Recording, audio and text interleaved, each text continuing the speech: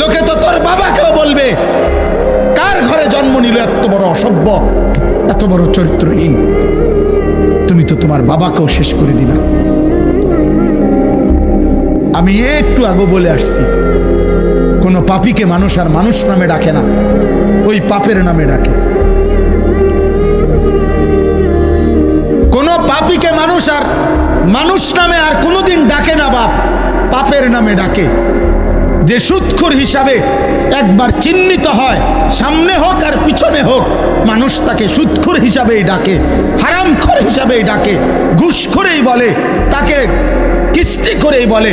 নেশাখোরকে মানুষ নেশাখোরই বলে, নেশাখোর, মদখোর, গাঁজাখোর, কুট্টাখোর, বাবাখোর, ইয়াবাখোর, ডাইলখোর, হারাম করেই বলে বেটা। অরে আর কোনোদিন তোকে মানুষ বলবে না। 100 বছর পরে হলো তোর নাতি বেটা হলেও তোর পাপের প্রায়শ্চিত্ত দেবে, তোর নাতিকেও মানুষ বলবে। তুই কথা বেশি কইস না, তোর দাদা অসতা ছিল বেটা, যা যা বেটা, লম পড়বে না। চিনি না তোরে বেটা, তোর দাদা সিটারের হদ্দারা ছিল, চিনি না? তুমি সেই দাদা, তুমি সেই বাবা। আজকের চরিত্রহীনতার মূল্য তোমারে দিতে হবে, তোমাকে দিতেই হবে। এই জন্য একটা ছেলেকেও বলি, একজন বাবাকেও বলি, কোন পাপী, আমি কিংবা আপনি, গুনাহ কেউ চালাক মনে করেন না, চালাক মনে করেন। একটা কুকুর, একটা বিড়াল, একটা জঙ্গলের প্রাণী, সে মুক্ত স্বাধীন মন মতো চলে বলে সে খুব সম্মানী কিছু, অথবা খুব বেশি মর্যাদার কিছু না। এটা বাঘেরও তো কেউ ধরুন না নাই, সিংহেরও তো কেউ ধরুন না নাই, তাই বলে খুব দামি সে। হাতিকেও তো ধরুন না কেউ নাই। তাহলে তোমরা অনেক ছেলে মনে করতেছ ইদানিং কালে আইসা খুব বেশি বাড়াবাড়ি করতেছ। তোমরা মনে রাখো বাবা, বেশি বাড়াবাড়ি করছো। আমি বললাম তোমাদের গুনাহ সীমা ছাড়াইয়া যাচ্ছে, তোমাদের বেনামাজি চেহারা জিন্দেগি সীমা ছাড়াইয়া যাচ্ছে। তোমরা নিজের হাতে রবের আযাব টেনে আনতেছ। তোমরা আল্লাহকে যেন চ্যালেঞ্জ করছো যে আমরা আমাদের এলাকার অধিকাংশ যুবক নামাজ পড়বো না, সেজদা দেব না, আপনার কি করতে পারেন আপনি দেন। আল্লাহ বলছে ঠিক আছে বান্দা, আমিও দেখাবো, আমিও দেখাবো। ইনসাফ করো। তোমরা এখানে যে ছেলেরা আসো, তোমরা নর্থ বেঙ্গলের না, তোমরা পার্বত্য চট্টগ্রাম থেকে আসো নাই কেউ, তোমরা উত্তরবঙ্গের মানুষ না, তোমরা রংপুর দিনাজপুরের ছেলে না, তোমরা খুলনার না, তোমরা ময়মনসিংহের ছেলে না, তোমরা এখানকারই 2-4-10 কিলোমিটারের ছেলে। বেনামাজি ইনশাআল্লাহ 100টা দাঁড় করাইলে 98টা ঠিক হবে। বেনামাজির চেহারা দেখলেই চিনা যায়। ও তো আল্লাহর দুশ্মন, ওরে চিনবো না কেন? ও তো নবীর দুশ্মন, ও তো কোরআনের দুশ্মন, ও তো ইসলামের দুশ্মন। তাকে চিনবো না কেন? ওরে দেখলেই বোঝা যায়। বেনামাজি তো বেহায়া, বেনামাজি তো গাদ্দার, বেনামাজি তো অহংকারী, বেনামাজি তো অসভ্য, বেনামাজি অকৃতজ্ঞ। মানুষের 10 টাকার কৃতজ্ঞতাও তো আদায় করে বেটা। একটা বন আর 1 কাপ চা খাওয়াইছে যে, 1 সপ্তাহ 15 দিন পরেও তাকে দেখলে মানুষ তার প্রতি একটু কৃতজ্ঞতা হয় যে উনি আমারে গত 15 দিন আগে একটা বন খাওয়াইছে, 1 কাপ চা খাওয়াইছে। আর এত বড় আসমান ও জমিন, এত লক্ষ কোটি কোটি নিয়ামত দিয়ে যে আল্লাহ আমাকে 24 ঘন্টা লালন পালন করছেন, আমি তাকে একটা সেজদাও দিলাম না। এত বড় গাদ্দার কি মানুষ হয় বেটা? কোন জানোয়ারও তো এত বড় গাদ্দার হয় না, কোন কুকুর বিড়ালও তো এত বড় গাদ্দার হইতে পারে না বেটা, কোন পশুও তো এত বড় গাদ্দার হইতে পারে। এই জন্য আল্লাহ নাফরমানকে পশু বলতেও নারাজ। বালহুম আদাল বলে নাই, বলছে কিনা বলে? আল্লাহ বলছে নাফরমান পশুর চাইতেও নিকৃষ্ট। বালহুম আদাল, ও কুকুরও না, ও ও বিড়ালও না, ও শুকরও না। উর্দু কিতাবে আমরা পড়ছি শুকর শুকর। এই যুবক, শুকর কোন সকালবেলা একবারে চোখ খুলে না। শুকরের নিয়ম, শুকর একটু একটু করে চোখ খোলে সকালবেলা। কেন? কিতাবে লিখছে, মনীষীদের বক্তব্য, যে শুকর আল্লাহকে বলে, আল্লাহ প্রথম দৃষ্টি যেন কোনো বেনামাজির উপরে না পড়ে। কিতাবে আছে কুত্তা আল্লাহর কাছে প্রতিদিন ভোরে ঘুম থেকে যখন উঠে প্রথমবার কুত্তা আল্লাহর কাছে ফরিয়াদ করে, আল্লাহ প্রথম নজর কোনো বেনামাজির উপরে যেন না পড়ে। তোকে কুত্তা ঘৃণা করে, তোকে শুকর ঘৃণা করে। এই জন্য তোমার চুল তোমার কাছে সুন্দর লাগে, তোমার কাছে ভালো লাগে, আর কারো মূলত ভালো লাগে। এই জন্য নিজের চুল নিজেই ফিরায়, নিজের ছবি নিজেই উঠায়, নিজের ছবি নিজেই দেয় ফেসবুক।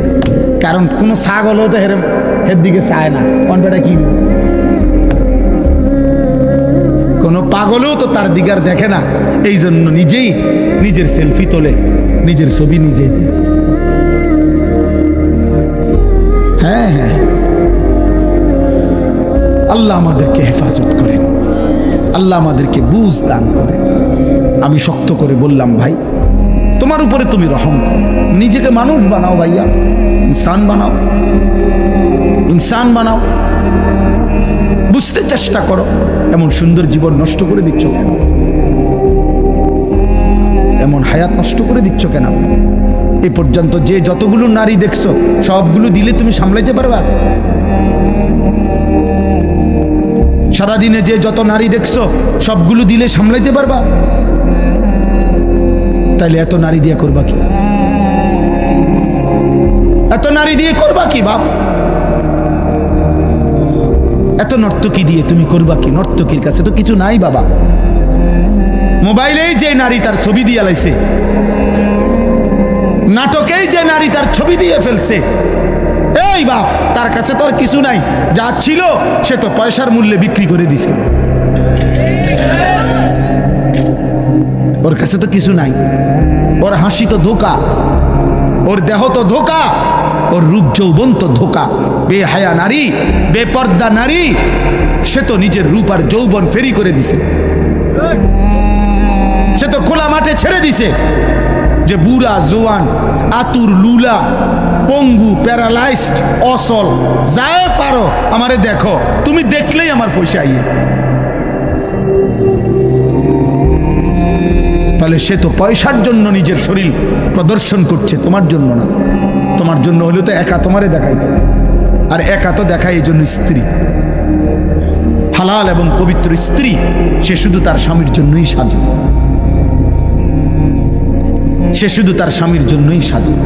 এই জন্য নবী বলছে, ওই নারী নেককার নারী, ওই নারী পবিত্রা নারী, ওই নারী সতীসাধ্যী নারী, ওই নারী উত্তম নারী, ইজা নাজারা ইলাইহা সাররাতহু, যার স্বামী যখন তার দিকে তাকায় তো তার সৌন্দর্য দেখে, তার সাজগোজ দেখে, তার হাসি মাখা মুখ দেখে স্বামীর দিল শান্ত হয়ে যায়।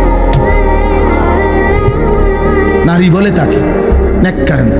আল্লাহর নবী বলছে, মাস্তাফাদাল মুমিন বাদা তাকওয়াল্লাহ খায়রান লাহু আল মারআতুস সালিহা। নবীজি বলছে, আল্লাহর এই পৃথিবীতে তাকওয়ার পরে ঈমান, ইসলাম, নামাজ, রোজা, বন্দিগি, এই ইবাদতের পরে কোনো ব্যক্তি দুনিয়ার সর্বশ্রেষ্ঠতার যে অর্জন, সম্পদ, নেয়ামত, দুনিয়াবি যা সে পেল, তার মধ্যে সর্বশ্রেষ্ঠ নেয়ামত আল মারআতুস সালিহা, একজন সতী সাধ্যী পবিত্রা নেককার স্ত্রী। বিশ্বাস করে, কেউ যদি একজন নেককার স্ত্রী না পায়, চরিত্রহীন স্ত্রী মিলে যায় কারো, সে শেষ। আর কেউ যদি নেককার একজন বিবি পায়, গোটা পৃথিবীর সবচেয়ে বড় নিয়ামত সেই পায়। এই পৃথিবীর বাকি সম্পদ কোটিবার পাওয়ার চাইতেও একজন পবিত্র, নেককার, চরিত্রবান, পর্দানসীন, সতী সাধ্যী স্ত্রী মিলে যাওয়া, আল্লাহর কসম, এটা জীবনের সবচেয়ে বড় প্রশান্তি, সবচেয়ে বড় আনন্দ, সবচেয়ে বড় সান্ত্বনা। আর সেটা মিলবে না বাপ। আমার আব্বা একটা ছেলেকে বলি, এই লাগাতার অব্যাহত নারী দেখলে, ছবি দেখলে, জিনা ব্যভিচারের দৃশ্য দেখলে পবিত্র নারী মিলবে না। এটা আল্লাহর ওয়াদা, কোরআনের ওয়াদা। আয-যানি লা ইয়ানকিহু ইল্লা যানিয়াতান আও মুশরিকা।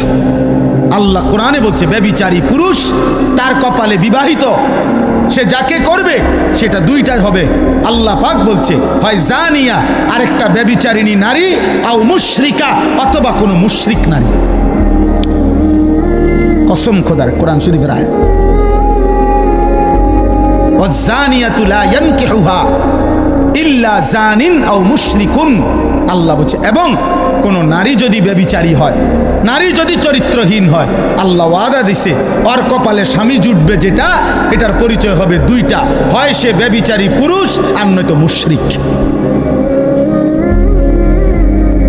আর কেমনে কইতো আল্লাহ? বাংলায় কইতো? আর কেমনে বলতো বাবা? বাংলায় বলতো, বাংলায় ওয়াহুররিমা যালিকা আলাল মুমিনিন। এবং আল্লাহ বলেন কোন ব্যভিচারী পুরুষ কিংবা ব্যভিচারিণী নারী ঈমানদারের জন্য হারাম, ঈমানদারের জন্য হারাম করে দেওয়া হয়। ওয়াহুররিমা, হারাম করে দেওয়া হয়। এজন্য দয়া করে একজন হোক দুইজন হোক, পর্দার আড়ালের যে মা বোনরা আছেন তাদেরকেও বলি, মা বোন, হে মুসলিম কন্যা, তুমি তোমার ইজ্জতের হেফাজত করো, তুমি তোমার আখলাকের হেফাজত করো। রাস্তার কোনো দুষ্ট, মহল্লার কোনো চরিত্রহীন যুবকের ফাঁদে তুমি তোমার ইজ্জত দিয়ে দিও না। ও তোমাকে ধোঁকা দিবে, ও তোমাকে ধোঁকা দিবে। আল্লাহ আমাদের বোনদেরকে, মেয়েদেরকে, ছেলেদেরকে, আমাদের নওজোয়ানদেরকে হেফাজত করে। কোরআনুল কারীমের যে আয়াত দুইটা পড়ছি, আমি এবার এই দুইটা আয়াতের সংক্ষিপ্ত, এই আর 10টা মিনিট লাগবে না ইনশাআল্লাহ, তর্জমা বলেই আমার কথা শেষ করছি। আল্লাহ তাআলা বলছেন, দেখেন কিছু ছেলে এখনো কথা বলে, আল্লাহ তোমাদেরকে মাফ করে দেন। আহারে সন্তান, কোনোভাবেই থামানো গেল না, কত বড় বদনসিব সন্তান। আল্লাহ কোরআনে বলছে, আমার কথা যখন হয়, সেই কথার থেকে যে বিমুখ হয়, কোরআন শরীফের আয়াত আছে, তার চাইতে নিকৃষ্ট জালেম এই পৃথিবীতে আর কেউ হয়। আমি এটা খুব ভয় পাই। এক তো হলো আমি শুনলাম না, কোনো অসুবিধা নাই, আমি ঘুমায় গেলাম, চলে গেলাম। এখানে কি পুরা এলাকার মানুষ আসছে সবাই? তো যারা আসে নাই আজকের ওয়াজে তারা পাপী না? কেন পাপী হবে? সে শুনে নাই আর কি, এতটুকু হইতে পারে যে ওনার কোনো ব্যস্ততা থাকতে পারে, ক্লান্তি থাকতে পারে, ঠিক আছে। কিন্তু এখানে আসা অত্র ইউনিয়নের প্রত্যেকের জন্য ফরজে আইন, তাই কিন্তু মাঝখানে যারা ডিস্টার্ব করলো, কত আল্লাহর কোরআনকে বাধাগ্রস্ত করলো, আল্লাহর কথা বলতে বাধাগ্রস্ত করলো, এটা কিন্তু বড় আজলাম, বড় নিকৃষ্ট পাপ,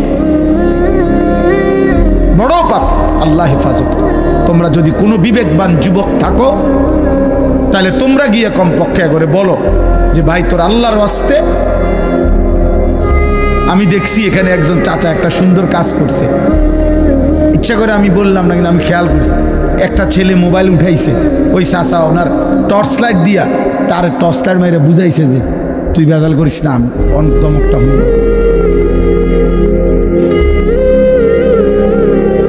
তার মানে মাশাআল্লাহ চাচা এটা পরে ফিরাইতে চেষ্টা করছে।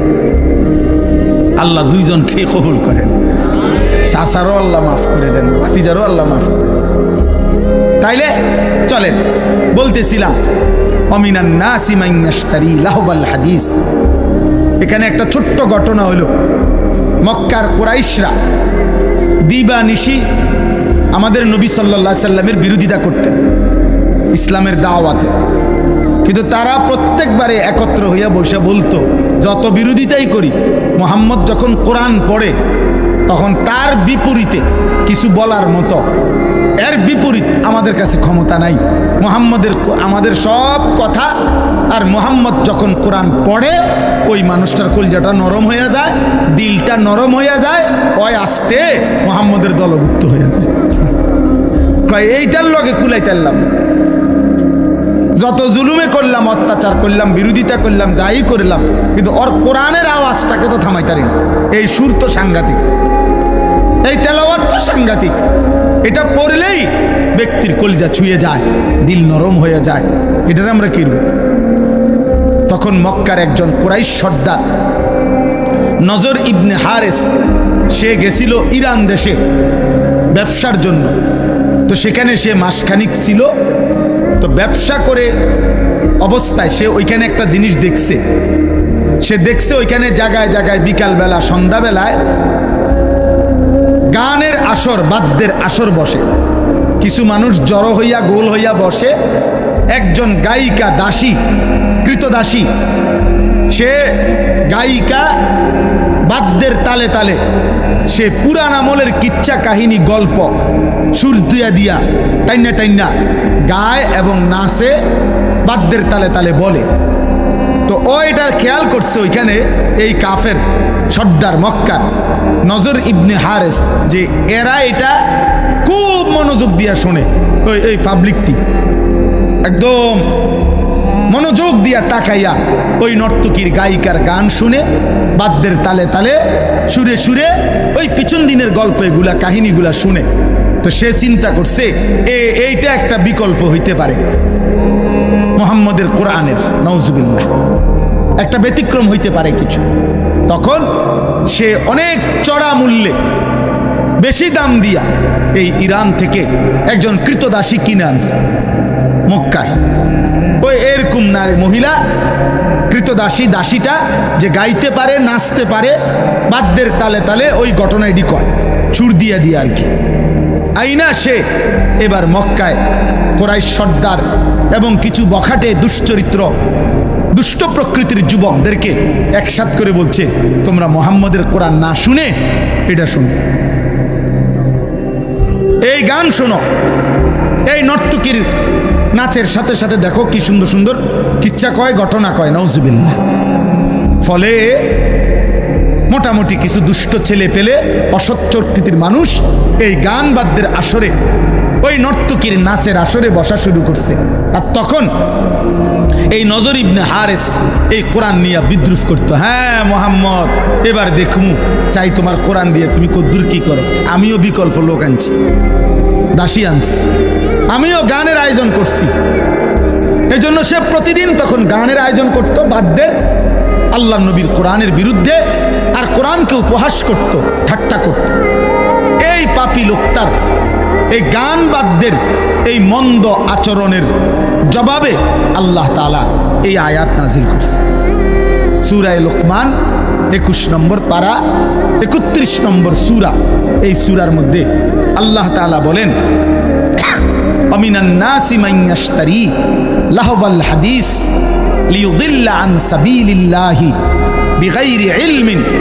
আল্লাহ বলে, হে নবী শুনেন, কিছু নিকৃষ্ট পাপী আছে এমন, যারা প্রতিনিয়ত গুনাহ মিশ্রিত কথা, বেহুদা অনর্থক কথা সংগ্রহ করে আমার বান্দাদেরকে অজ্ঞতা, মূর্খতা বশত আমি আল্লাহর পথ থেকে পথভ্রষ্ট করার জন্যে, ওয়াত্তাখিযাহা হুজুয়া, এবং আমার কোরআন, আমার দ্বীন, আমার শরীয়তকে ঠাট্টা করে, উপহাস করে। উলাইকা লাহুম আযাবুম মুহিন। আপনি তাদেরকে বলে দিয়েন, আমি আল্লাহ তাদের জন্য রেখেছি অপমানকর, লাঞ্ছনাকর চূড়ান্ত আযাব। ওয়া ইযা তুতলা আলাইহি আয়াতুনা, আল্লাহ বলেন, গান বাদ্যে আসক্ত এই পাপী এত বড় জঘন্য যে যখনই আমার কোরআন পড়া হয় অহংকার করে সে আমার কোরআন থেকে মুখ ফিরায় নেয়। কাআন লাম ইয়াসমাআহা কাআন্না ফি উযুনাইহি ওয়াকরা। সে এমন একটা ভাব নেয় কোরআনের মোকাবেলায় যে যেন সে শুনেই নাই, অথবা তার কানে বধির, আগের থেকেই শুনে না। আল্লাহ বলেন, ফাবাশশিরহু বিআযাবিন আলীম। হে নবী, এই নাফরমান, এই অহংকারী, এই মুতাকাব্বির, যে আমার কোরআনের বিপরীতে গান শোনে, বাদ্য শোনে, গায়িকা, নৃত্যের আসর, গানের আসর জমায়, গানের আসরে বসে, আল্লাহর কসম আল্লাহ বলেন তাকে আপনি অত্যন্ত মর্মান্তিক আযাবের কথা বলেন। এ দুইবার বলছে, একবার বলছে আযাবুম মুহিন, আরেকবার বলছে আযাবিন আলিম। একবার বলছে প্রথমত অপমান করব, তারপরে আযাব দেব, আবার বলছে মর্মান্তিক আযাব দেব। আজকে আমি শুধু এই শেষ 5টা মিনিট আর এই কথাটাই শুধু বলতে চাই।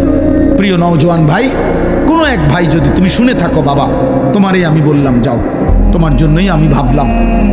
এক কিশোর যুবক, আমার জীবনের একটা স্বপ্ন, আসলে আমি একটু বেশি অস্থিরতা বোধ করি মূলত আমাদের এই কিশোর নওজোয়ান আগামী দিনে ইসলামের জন্য আমরা যদি এদেরকে না ফিরাই, বলেন আগামীর ইসলামের জন্য লড়বে কে? আসলে বাস্তব সত্য কথা হলো বাপ, শুধুমাত্র এই তিনে এই যুদ্ধ, মুসলমান আর ইয়ার যুদ্ধ, খোদার কসম এই কোরআন সামনে বললাম, এই যুদ্ধ এতটুকুর জন্য এখানে সীমাবদ্ধ। ইউরোপ, আমেরিকা এবং এরা কোনোভাবেই বিশ্বাস করেন এখানের জন্য শুধু যুদ্ধ করছেন।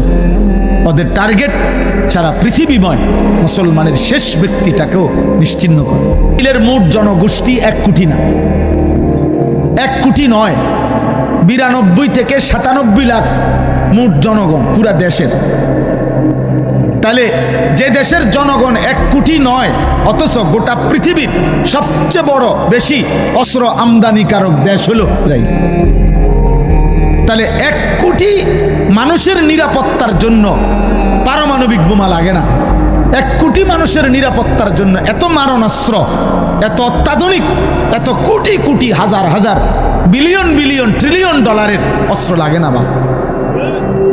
তাহলে বিষয়টা কি? আবার তিনের মোট জনগণও তো অল্প, তাহলে এই কৌগা মানুষ মারণের লাগেও তো এত অস্ত্র লাগে না। এই কয়েকজন মুসলমান মারার জন্য তো এত অস্ত্র লাগে না, তাহলে এরা এত অস্ত্র দিয়ে করে কি? মেন স্থাপনা যেগুলো, তাদের যে মেন কার্যক্রম, তারা 24 ঘন্টা কাজ করে। অর্থাৎ ইসরায়েলে কোনো ডিউটি, অফিসিয়াল কর্মের বিভিন্ন মিল, ফ্যাক্টরি, বিভিন্ন কর্মস্থলে আপনার 8 ঘন্টা পর পর ডিউটি চেঞ্জ হয়। অর্থাৎ রাতে দিনে সেম কাজ করে, মেশিন চলে, কর্ম চলে, শুধু লোক বদলায়। বুঝেন নাই কথা? এটিএম বুথ কেউ দেখছেন কিনা? ওই যে কার্ড ঢুকাইয়া যে টাকা বাইর করে, ব্যাংকের বাইরে থাকে আলগা, দেখছেন কেউ? এখানে ডিউটির সিস্টেম হইল 8 ঘন্টা ডিউটি। অর্থাৎ প্রতি 8 ঘন্টা পর পর একজন এখানে দারোয়ান থাকে, এ বদলায়, কিন্তু ওইটা 24 ঘন্টা খোলা থাকে। মানে গ্রাহক যে কোনো সময় এসে কি নিতে পারবে? টাকা নিতে পারবে। ডিউটিতে একজন দারোয়ান আছে, কিন্তু এটা একজনে 24 ঘন্টায় থাকে না, 8 ঘন্টা পর পর। তো তাহলে আর অসুবিধা কি? মেশিন তো চলতেই আছে, লোক পাল্টাইছে, লোক বদলাইছে। এই জন্য বললাম যে আমরা এই কথাটা বুঝাইতে চাই, নওজোয়ান ভাই, এই পৃথিবীরা তারা মূলত ফিলিস্তিনের জন্য, ফিলিস্তিনের মুসলমানের বিরুদ্ধে না, তারা গোটা পৃথিবীর মুসলমানের বিরুদ্ধে যাবতীয় প্রস্তুতি নিচ্ছে। হ্যাঁ, এটা তাদের সিদ্ধান্ত যে পৃথিবীর শেষ মুসলমানটা হত্যা করবে। এবং খোদার কসম, কাবার রবের কসম, ইসরায়েল ঘোষণা যে মুহাম্মদের মদিনা, নাউজুবিল্লাহ, প্রিয় যুবক, তোমার নবীর মদিনা, সেখান থেকে নবীজির পবিত্র লাশ রওজা এখান থেকে উৎখাত করে পুরা মদিনা সহ আরবের শেষ সীমানাটাও দখল করা, ওইটা ওদের আনুষ্ঠানিক ঘোষণা আছে। কেন? নবীজি যখন মদিনায় আসছিলেন তখন মদিনাতে 3টা ইহুদি গোত্র ছিল। নবীজি তাদের বিরুদ্ধে যুদ্ধ করে করে আল্লাহর হুকুমে তাদেরকে আরব সীমানার থেকে বের করে দিয়েছিলেন। এই জন্য তাদের কথা হইল মদিনা তাদের, আরব তাদের সীমানা। অতএব বাপ, আমরা একটা আশা করি, এটা আর কি ভাবি, যে এই ছেলে পেলেদেরকে ওরা বেশি পরিমাণ গুনার মধ্যে পাগল বানায় ফেলছে।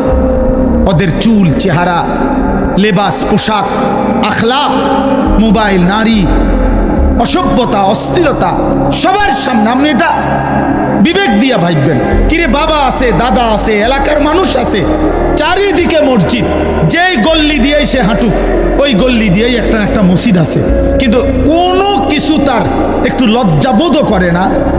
কিরে তার বাবা কই, নলে মা কই? আমি জীবনে একবার একটা টুপি, চারটা ফুল মাঝখান দিয়ে, চার যেখানে রঙিন চারটা ফুলওয়ালা একটা টুপি পরছিলাম জীবনে একবার। আমার আব্বা বাসায় যাওয়ার পরে আমার মারে বলছে, মায় আমার মাথার থেকে সে টুপিটা খোলায় ফেলছে, বলছে ফুত তোর আব্বা বলছে যে তোর বাবাই জীবনে কোনোদিন সাদা টুপি ছাড়া অন্য কোনো টুপি পরে নাই, তোরে নিষেধ করছে টুপি পরতি না, খোল এটা। আর কোনোদিন পরি নাই, আর কসম খোদার আর কোনোদিন পরি না। হ্যাঁ হ্যাঁ, আমি জীবনে একবার শুধু আমার আব্বারে বলছিলাম, আব্বা আমি শুধু এই মাদ্রাসায় পড়তাম না, আমার আরেকটা মাদ্রাসায় ভর্তি করাই দেন। আমার আব্বা বলছে, ফুত পরের লোকমা ভাত আমার ঘরে খাইও না, তুমি যাও যেখানে মন চায়, পড়লে পড়ো, না পড়লে না পাও, কিন্তু আর এক লোকমা ভাত আমার ঘরে খাইও না। আমি কানতে কানতে ঠিকই মাদ্রাসায় চলে গেছি। তাহলে আমার বলার উদ্দেশ্য হলো, আপনারাই ভাবেন আপনাদের পরিবার সন্তান এইভাবে লাগাম ছাড়া হাত ছাড়া হয়ে গেল কেন? এটা কি কোনো কথা হইতে পারে যে একজন মুসলিম ছেলে অথচ তার চুল মুশরিকের মতো? এটা কি একটা কথা হইতে পারে যে একটা মুসলিম ছেলে খোদার 365 দিনে একদিনও ফজরের নামাজ পড়বে না? কোনোদিনও না। এটা মেনে নেওয়ার মতো বিষয়। বাস তোমরা একটা ছেলে বিবেক থাকলে তোমরা বলো ভাই, এজন্য তোমরা ফজরের ক্যাম্পেইন করো। তোমাদের কাছে যুবক বলি, একটা ছেলে হলেও তুমি নিয়ত করো যে আমি ফজর পড়ব, আমি অন্যকে ফজরের জন্য ডাকবো। আমরা একটা ক্যাম্পেইন কাজ করি, ফজর ক্যাম্পেইন, আমাদের একটা মেহনত আছে সারা দেশে। আলহামদুলিল্লাহ আমাদের অনেক যুবক আছে যারা ফজরের জন্য বন্ধুদেরকে ডাকে। আলহামদুলিল্লাহ গতকালকেও আমার মাদ্রাসায় এরকম এক বয়সী 14, 16, 17 বছরের প্রায় 87 জন ছেলে এক ধরনের ফজর ক্যাম্পেইনের গেঞ্জি গায়ে ওরা আমার সাথে এসে দেখা করে গেছে। ওরা এক বয়সী আলহামদুলিল্লাহ ফজরের জন্য বন্ধুদেরকে ডাকে। প্রিয় ভাই, সবাই মিলে একসাথে নষ্ট হয়ে গেলে হইতো না, এই জাতি টিকবে না, আমাদের ভবিষ্যৎ কষ্টের হবে। আমাদের ভবিষ্যৎ 1948 সাল থেকে দিনে রক্ত ঝরছে, আজকে প্রায় 77 বছর, এখনো মুসলমান নিরাপত্তা পায়নি। 1947 সাল থেকে কাশ্মীরের মুসলমান নির্যাতিত, আজকে প্রায় 78 বছর, এখনো নিরাপত্তা পায়নি।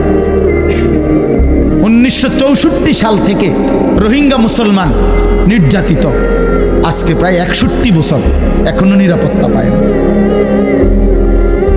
তোমরা বাড়াবাড়ি করো না, আমি অনুরোধ করলাম, আমার বাবাদের কাছে আমার অনুরোধ, আপনারা প্রত্যেকেই আপনাদের সন্তানের দিকে ফিরান। আল্লাহ তাআলা নিষেধ করছে গান, বাদ্য, গায়িকা, নায়িকা, নারী এর ফাঁদে না পড়তে। ইমামে আজম আবু হানিফা বলছে, সিমাউল আগানি ফিসকুন, গান বাদ্য এটা প্রকাশ্য পাপ, অত্তালাজ্জুদু বিহা কুফরুন। আহা, এটা সাংঘাতিক কথা। গান বাদ্য শুনে যদি কেউ মজা পায়, স্বাদ পায়, গান শুনে যদি কেউ তাল মারে, মনে করেন বলল, হাত নাড়লো, অনেক মানুষ আছে ছেলে এরকম করে, মনে করেন আমার হাতের তাল মানে না, এরপরে হাত শরীর ঘুরলো, মনে করি যেখানে আছে ওখানে বাড়ি দিল, পায়ের মধ্যে নুপুরের মতো পাও নাড়াইলো গানের তালে তালে। আল্লাহর কসম, আমাদের ইমাম আবু হানিফা তিনি বলছেন, এটা গান শুনে বাদ্যের তালে তালে যদি কেউ মজা পায়, এটা কুফরি, কুফরি, কুফরি।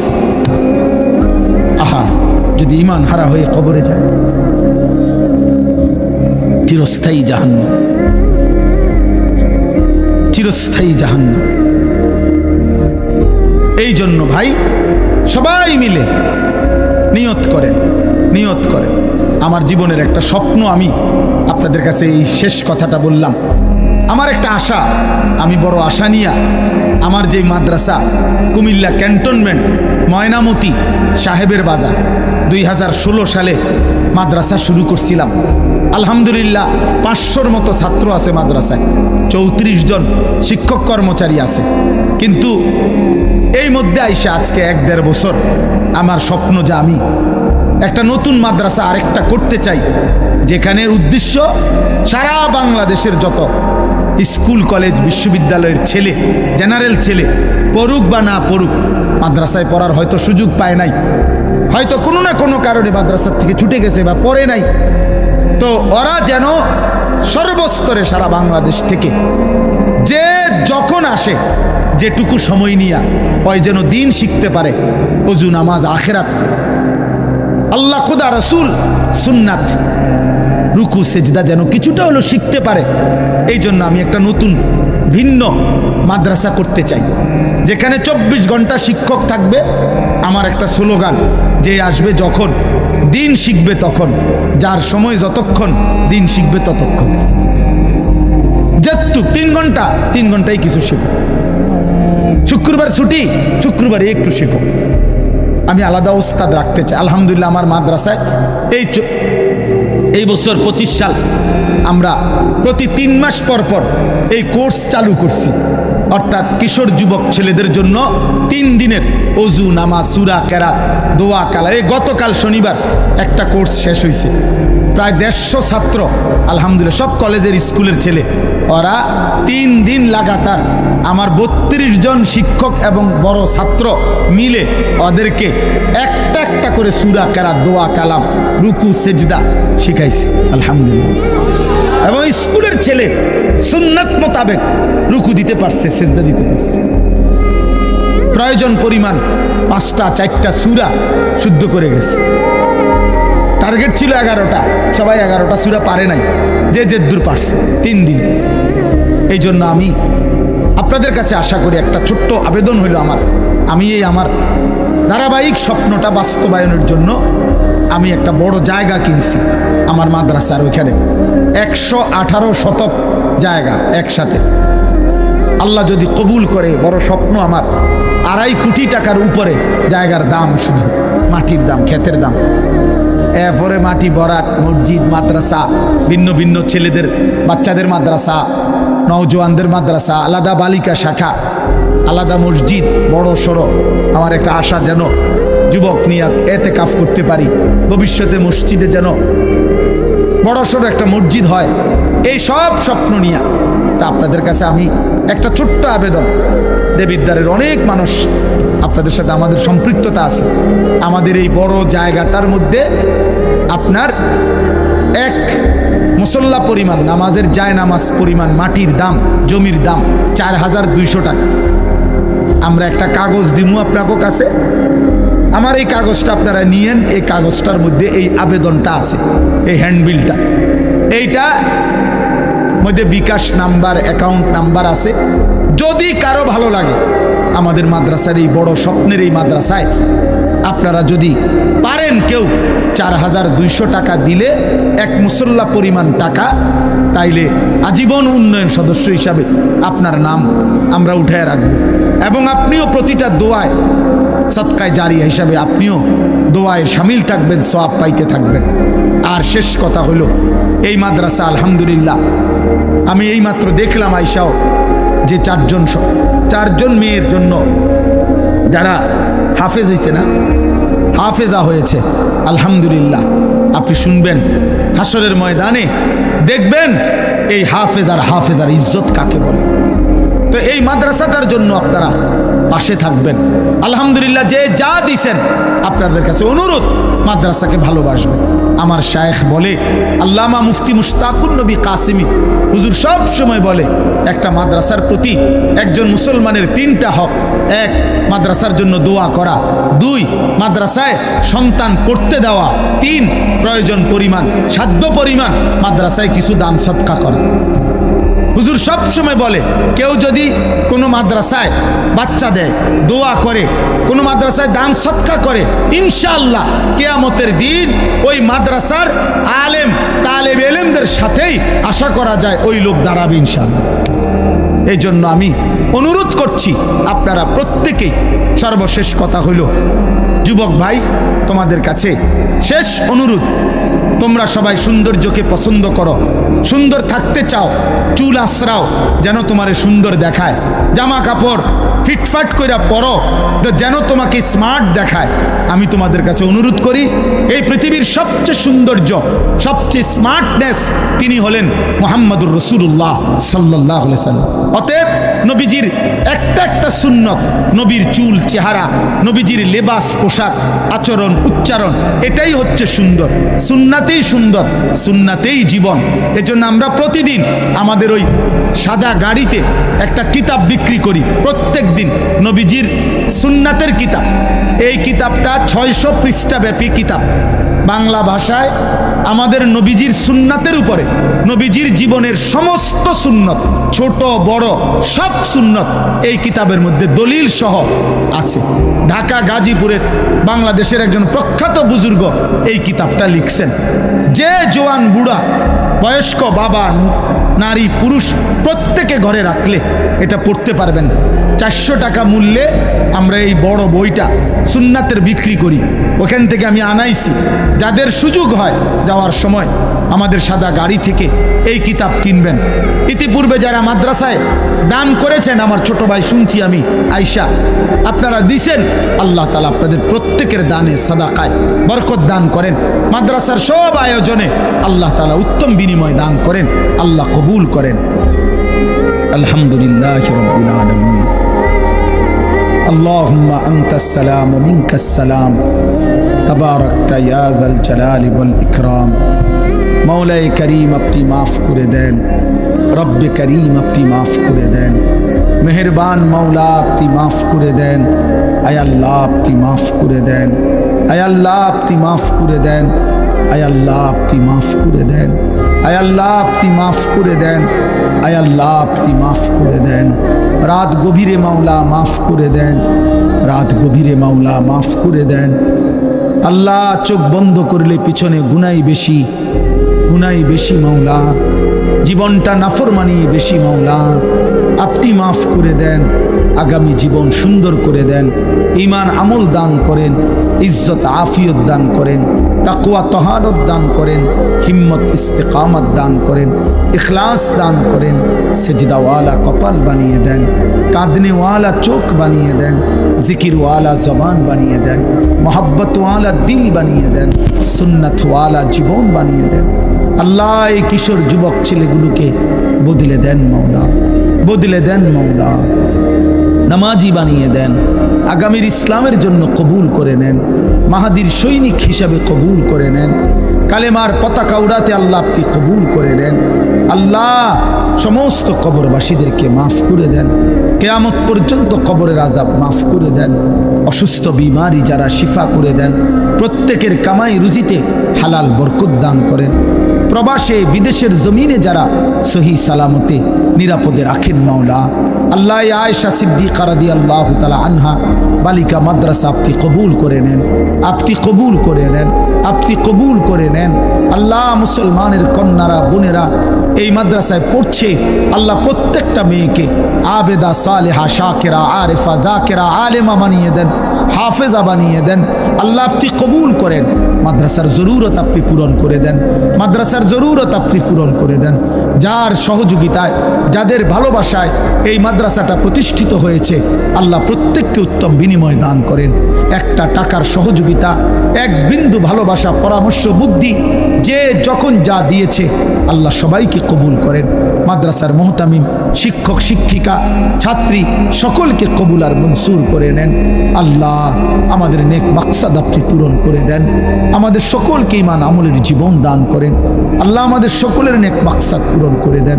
পর্দার আড়ালে যত মা বোন আছে, আল্লাহ সমস্ত মা বোনদেরকে পর্দানশীল নামাজি নারী হিসাবে কবুল করে নেন। আল্লাহ প্রতিটা মা বোনকে ফাতেমা রাবিয়া বসরিয়ার মতো বানিয়ে দেন। রব্বির হামহুমা কামা রব্বায়ানি সগীরা। আয় আল্লাহ আমার দেশকে নিরাপদ রাখেন, আমার দেশকে নিরাপদ রাখেন। একজন ইনসাফগার, ন্যায়পরায়ণ, আদেল শাসক আমাদেরকে দান করেন মাওলা। আল্লাহ কোনো জালেমের হাতে তুলে দিয়েন না, কোনো জালেমের হাতে তুলে দিয়েন না, কোনো জালেমের হাতে তুলে দিয়েন না রে মাওলা। ইজ্জত নিয়ে কোরআন বুকে সেজদা দিয়ে মাতৃভূমির এই জমিনে বাঁচতে চাই মাওলা। আল্লাহ, ইজ্জত নিয়ে বাঁচতে চাই, সেজদা দিয়ে বাঁচতে চাই, কোরআন নিয়ে বাঁচতে চাই, বিবি বাচ্চাকে আপনার দিনের উপরে রেখে মরতে চাই। আল্লাহ, আপনি তৌফিক দেন, আপনি তৌফিক দেন।